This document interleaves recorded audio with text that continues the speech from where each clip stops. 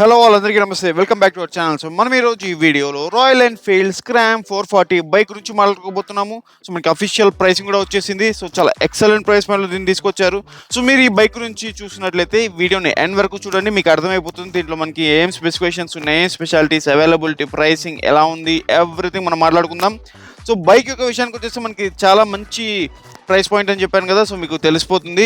And మనకి బేసిక్గా ఇది స్క్రామ్ 411cc ఇంజన్ని తీసుకొని వీళ్ళు కొంచెం అప్గ్రేడ్ చేసి 3mm పెంచారు ఇంజన్ని. దానివల్ల మనకి పవర్ ఫిగర్స్ కానివ్వండి, టార్క్ కానివ్వండి ఇంక్రీజ్ అయ్యాయి. దానివల్ల మనకి పర్ఫార్మెన్స్ అనేది బాగా ఇంప్రూవ్ అయింది.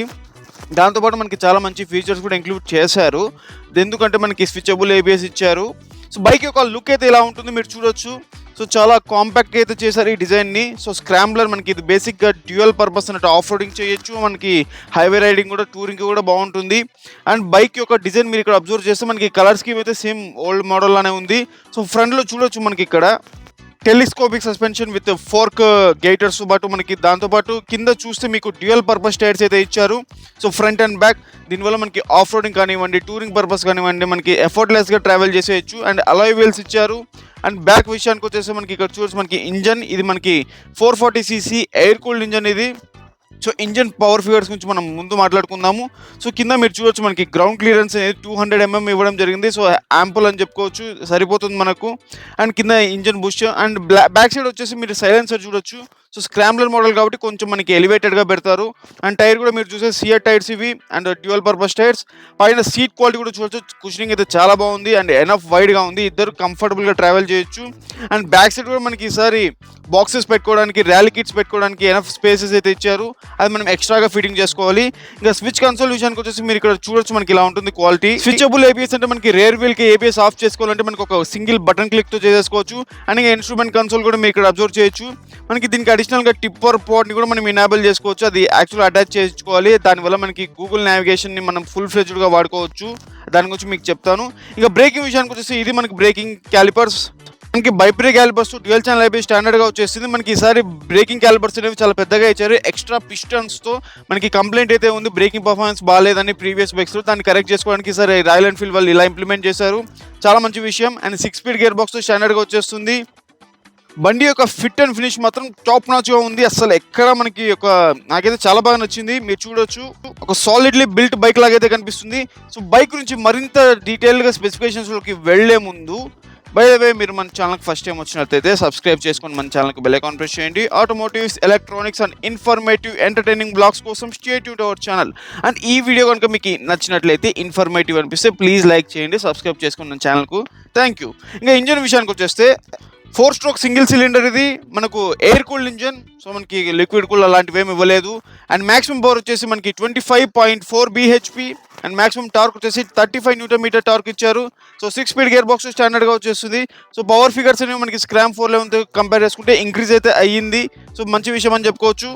దాంతోపాటు మనకు దీని ఫ్రేమ్ వచ్చేసి హాఫ్ డూప్లెక్స్ క్రాడిల్ ఫ్రేమ్ ఇది. సో చాలా స్టిఫర్ ఫ్రేమ్ ఇది, మనకి లాంగ్ రైడ్స్లో బాగుంటుందని చెప్పి కంపెనీ వాళ్ళు చెప్తున్నారు. అండ్ మనం మెయిన్గా మాట్లాడుకోవాల్సింది సస్పెన్షన్ గురించి. ఫ్రంట్ 41mm టెలిస్కోపిక్ సస్పెన్షన్ ఇచ్చారు అండ్ బ్యాక్ సైడ్ మనకి మోనోషాక్ సస్పెన్షన్ ఇచ్చారు. ఇంకా సీట్ హైట్ కూడా మనకి 795mm ఇవ్వడం జరిగింది. సో మంచి డీసెంట్ సీట్ హైట్ అని చెప్పుకోవచ్చు. అండ్ బైక్ యొక్క వెయిట్ విషయానికి వచ్చేస్తే మనకి ఇది 196 kg వెయిట్ ఉంటుంది, మనకి ఫుల్ పెట్రోల్ ట్యాంక్ ఉన్నప్పుడు. సో కొంచెం హెవీ బైక్ అని చెప్పుకోవచ్చు, ఆబ్వియస్లీ 440cc కాబట్టి. ఫ్యూయల్ ట్యాంక్ కెపాసిటీ విషయానికి వచ్చేసి మనకి ఇది 15 లీటర్ కెపాసిటీ ఉంటుంది. సో మనకి మైలేజ్ విషయానికి వచ్చేసి మనకి 25 km/L టు 30 km/L వచ్చే ఛాన్స్ అయితే ఉంటుంది మనకి 440cc కాబట్టి. సో దీనివల్ల మనకి రైడ్ రేంజ్ చూసుకున్నట్లయితే 15 litres into 30, so 400 to 450 km/L ఒక ఫుల్ ట్యాంక్ అయితే మనకి కెపాసిటీ ఉంటుంది, రైడింగ్ రేంజ్ అనేది. టైర్స్ విషయానికి వచ్చేసి మనకి ఇది 100/90 ఫ్రంట్ సెక్షన్ 19-inch వీల్ ఉంటుంది, బ్యాక్ సెక్షన్ 120/90 సెక్షన్ ఉంటుంది అండ్ మనకి 17-inch అలాయ్ వీల్ ఉంటుంది. సో డ్యూయల్ పర్పస్ టైర్స్ మీకు ఆల్రెడీ చెప్పేశాను. అండ్ బ్రేకింగ్ విషయానికి వచ్చేసి మనకి ఇది బైబ్రేక్ క్యాలిపర్స్ వచ్చేస్తుంది, హైడ్రాలిక్ బ్రేక్స్. ఫ్రంట్ సైడ్ మనకి 2 పిస్టన్లు ఉంటాయి, బ్యాక్ సైడ్ మనకి సింగిల్ పిస్టన్ ఉంటుంది. ఈ పిస్టన్ వల్ల మనకి బ్రేకింగ్ పర్ఫార్మెన్స్ అనేది ఎన్హాన్స్ అవుతుంది. ప్రీవియస్ బైక్స్లో మనకి రాయల్ ఎన్ఫీల్డ్ అన్ని హెవీ బైక్స్ అయినా కూడా మనకి బ్రేకింగ్ బైట్ అయితే అంత గట్టిగా ఉండట్లేదని చెప్పి మన కస్టమర్స్ కంప్లైంట్ ఇవ్వడం వల్ల మీరు బ్రేకింగ్లో క్యాలిపర్స్‌లో వీళ్ళు అప్‌గ్రేడ్ తీసుకొచ్చారు. చాలా మంచి విషయం అని చెప్పుకోవచ్చు. సో, మనకి ఆల్ ఎల్ఈడీ సిస్టమ్‌తో వచ్చేస్తుంది. హెడ్‌లైట్ కానివ్వండి, ఇండికేటర్స్ కానివ్వండి, ఎవ్రీథింగ్ మనకి ఎల్ఈడీ హెడ్‌లైట్స్‌తోనే వచ్చేస్తుంది. LED winkers everything. So, superb అని చెప్పుకోవచ్చు. ఎల్ఈడీ ఇల్యుమినేషన్ కూడా వీళ్ళు డెవలప్ చేశామని చెప్తున్నారు. ఇంతకుముందు అన్ని హాలోజన్ వచ్చేవి. అండ్ ఈ టిప్పర్ బార్ గురించి మీకు సెపరేట్‌గా చెప్పాలి. ఇది మనకి యాక్చువల్‌గా మనకి ఇది ఎక్స్ట్రాగా మీరు పర్చేజ్ చేయాల్సి ఉంటుంది. సో, దీన్ని మీరు అటాచ్ చేసుకున్నట్లయితే పర్చేజ్ చేసి దీనిలో మనకి చాలా మంచి గూగుల్ ఫీచర్స్ వీళ్ళు ఎనేబుల్ చేసినామని చెప్తున్నారు. సో, నావిగేషన్ కోసం నావిగేషన్‌తో పాటు ఇది మనకు ఆల్మోస్ట్ ఒక మొబైల్ లాగా మనకి కంప్లీట్‌గా అలర్ట్స్ అయితే ఇస్తుంది. మనకి డిస్టెన్స్ కానివ్వండి, మనకి కాల్ అలర్ట్స్ కానివ్వండి, ఎవ్రీథింగ్ మీకు ఒక మొబైల్ లాగా మనకి డిస్‌ప్లే అయితే ఇస్తుంది. సో, దీనివల్ల మనకి చాలా మంచి ఫీచర్ అని చెప్పుకోవచ్చు. మీరు ఎక్కువగా టూరింగ్ చేసే వాళ్ళైతే మాత్రం ఇది ఒక అడిషనల్ బెనిఫిట్ అని చెప్పుకోవచ్చు. దీన్ని మీరు ఖచ్చితంగా ఇన్‌స్టాల్ చేసుకోండి. దీని ప్రైసింగ్ అయితే తెలియాల్సి ఉంది. సో, ఇది మనకి చాలా మోడల్స్‌లో అయితే వీళ్ళు ఇంప్లిమెంట్ చేస్తున్నారు రాయల్ ఎన్‌ఫీల్డ్‌లో. ఇది అవైలబుల్ ఉండే మోడల్స్ మీకు ఒకసారి చూపిస్తాను చూడండి ఇక్కడ. సో, ఈ మోడల్స్‌లో అయితే మనకి ఆప్షన్ అయితే అవైలబుల్ ఉంటుంది.